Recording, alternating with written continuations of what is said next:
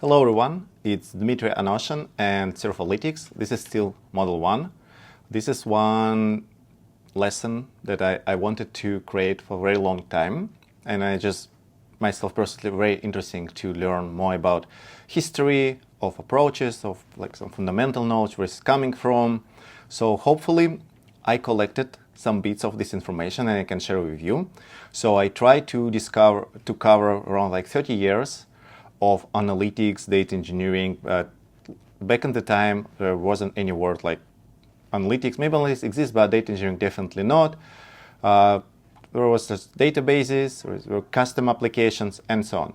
So the goal is to trying to go through like 30 years of experience, not mine experience, overall experience in the industry, and see like some bits and some examples what exists in the past, what exists now, and what we can expect in the future with the rise of generative AI and large language models. By the way, don't forget to like the video, don't forget to share, leave comment. So in the overall idea, there is the course, the free course, getting starting with analytics and data engineering there.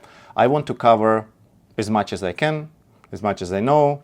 And for some people who are very interesting to leverage their career, to bring it to the next level, to get competitive advantage, they can subscribe to Surfalytics memberships, where we do the projects, we run mock interviews, the coding interviews, practicing the questions for interview, know the salary ranges. So you will cover from all points for your successful career. Okay, let's get started.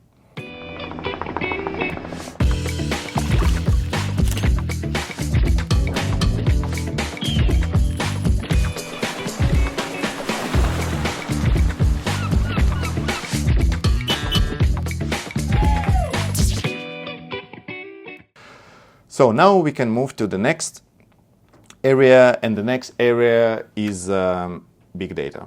So big data for me, it's not about the volume of data. I assume initial idea was to talk about the size of the data. Even big data was 3 V's like volume, velocity, and variety of the data. Then the data could be it could be unstructured, semi-structured, the volume is pretty big, and the data is like coming in the fast pace. But right now for me, and probably for you, it's just simple. Let's make the big data synonym of Hadoop ecosystem. That's why here I have Hadoop ecosystems, really old slide, but it still serves as a foundational thing for many things we're doing now. For example, Apache Spark is one of the most popular data engineering tool. It's quite simple, and right now you even can use the Spark SQL or just SQL to do all kinds of your transformations, but under hood it is running the Spark. The Hive metastore is still around, the Kafka is still around, so many things is still around. Even you can still running Hadoop in AWS, Azure, HD Insight, or is managed Hadoop version. So, but let's just be straight. Big data, it's about technology stack, and usually this technology stack is around Hadoop ecosystem. So this is just what was Hadoop, is back to the history. So it was running on commodity hardware. It's low-cost hardware, can work with large data sets, it's fault tolerant and throughput. Because historically, everyone running relational database for all kinds of analytics, obviously the company like Google, Yahoo, they've got really huge data sets. They weren't able to process those data sets together with their relational database, and they started to work on different solution to this problem. So those the first things were published in 2003 and 2004 about the Google file systems in Google, and also MapReduce, the framework of processing the data that was the core framework for Hadoop. And then in 2006, there was another white paper. So you can find all this white paper in the internet and read if you're interested to learn more how it was initially released to the market, the Hadoop distributed file system. So it basically they took Google file systems and work on these, and they released the Hadoop distributed file system. Another milestone is a Hive, because one challenge with MapReduce that you need to know Java. I personally had the challenge. I still work in Teradata, maybe 2012.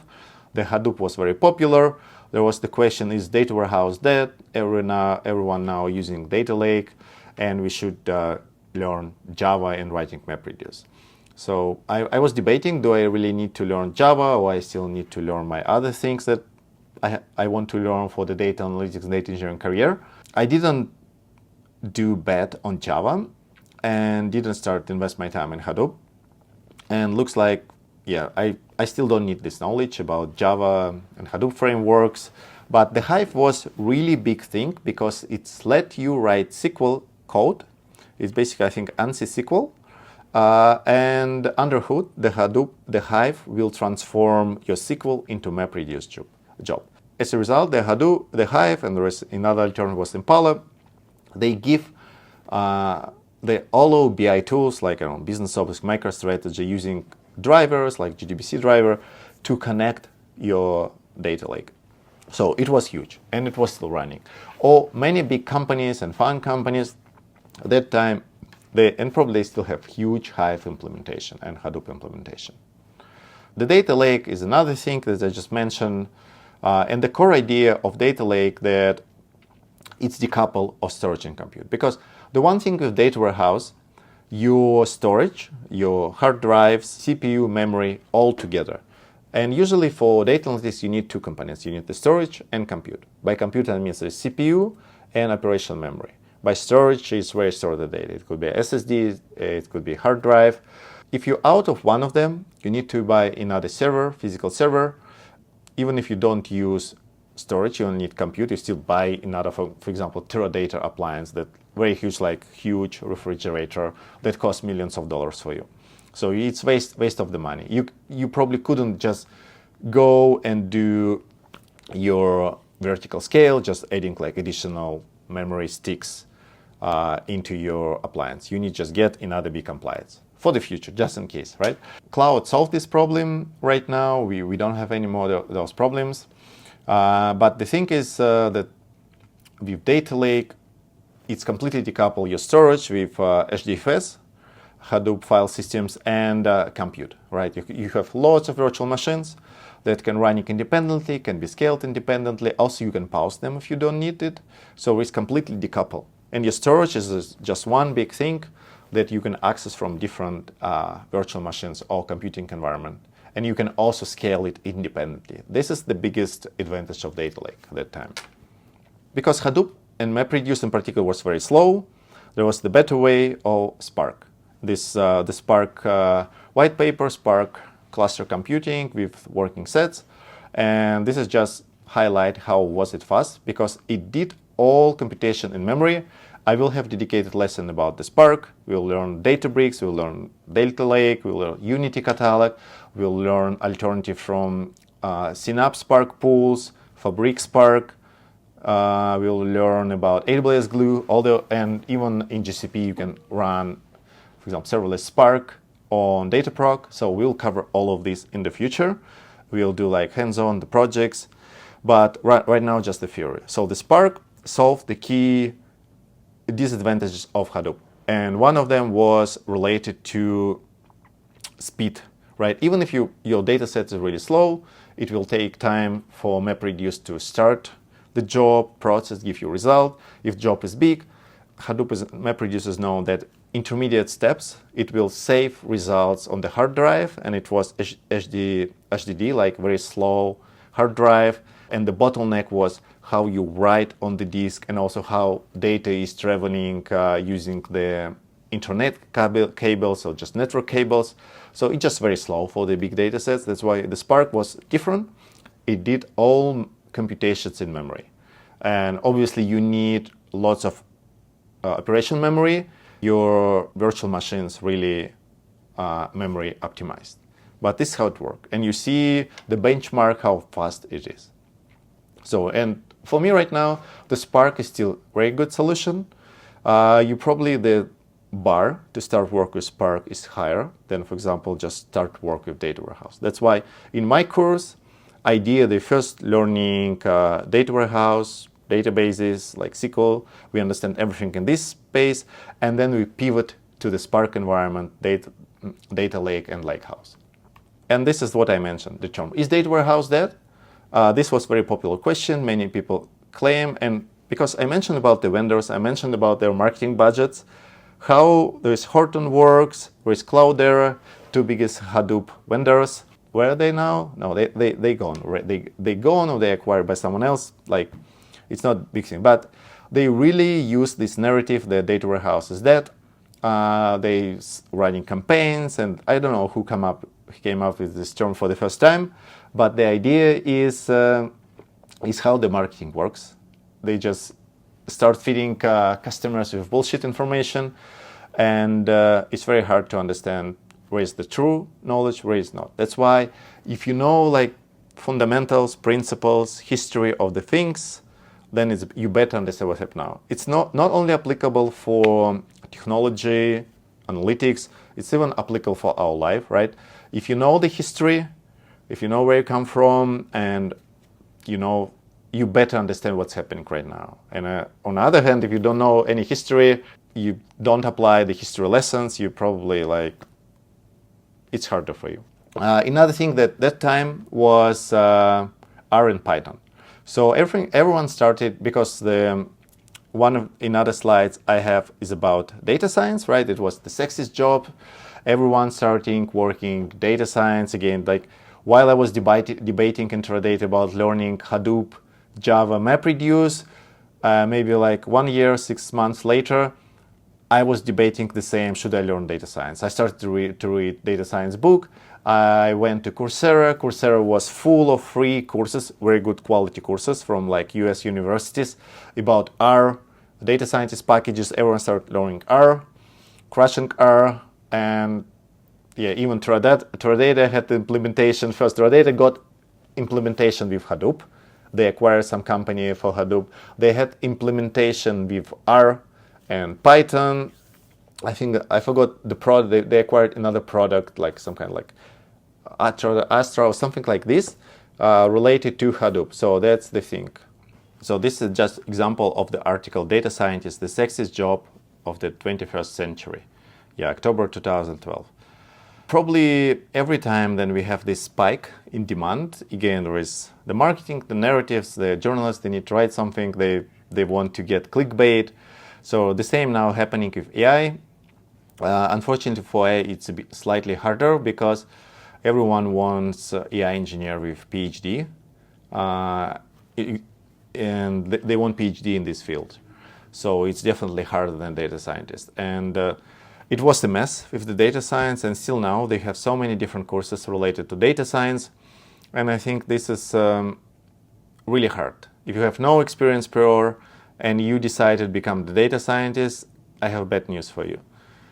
It's very hard to get the clear understanding of the role definitions, what to do, what to expect, because I always tell the simple thing. You can think about plumber and electrician, and I always bring this example. Then you think about plumber, electricians, you mention what tools they have, what value they provide. So if you need the plumbing work or electric work done, you hire electrician or plumber. They come, they bring their tools, their knowledge, the skills, they apply them, the work done, you pay them, everyone happy. The same with data engineering, the same as BI developers, even analytics engineer and data analysts. Very clear path, very clear skill set, expectations. So that's why you have 100% path or roadmap, and I even wrote about this in the blog post about ultimate skills for those jobs. You can learn them and you can apply your skills, you get paid well. For the data science, you go for the course, you're probably learning statistics, you're learning coding, you're learning this, you're learning that. A couple examples how to build clustering, regressions. Now it's very popular, generative AI. You definitely learn generative AI. And then you're trying to apply for the job and you fail. But you waste time and money for the trainings. That's why, please, another tip, if you want to, any job, doesn't matter, it's like front-end engineer, software engineer, DevOps engineer, networking, even not engineer, try to find someone in this industry who are very successful. Try to ask to meet with them and pay them for their time. Even it's like $100, $200, going for the coffee with someone who is this industry very popular, you can ask all your questions and they will give you the tips and shortcuts how to become successful in this industry. Probably 200 is expensive for the meeting with someone who really well understands the industry and has like 10 years experience. On the other hand, it's your time, your expectations, they're probably false expectations because they're not realistic about how you get the job here and you will just suffer. The Surfalytics exactly this. So this is your bridge to work with analytics engineering, data science, and business intelligence. I don't spend time for data science or machine learning, just really a bit of it to get understanding how a data engineer or BI engineer can be helpful for those roles. Because the data team usually is diverse, there's different roles, even including software engineers and DevOps. So how they all can work together to achieve the same goal, to generate the value, right? Okay, so this is what we have, R and Python. So everyone's starting with R because it was very popular on Coursera. There is only R. If you search analytics, data science, you get courses on R. Yeah, I think there was one guy, I had R Studio, I practiced in R, didn't understand how to apply it day-to-day work. But then I saw many examples how people start building their data pipelines, data engineering pipelines, for example, to connect Google Analytics API, Salesforce API. And I believe those packages still exist. You can connect all those API, bring the data, but it's the false route.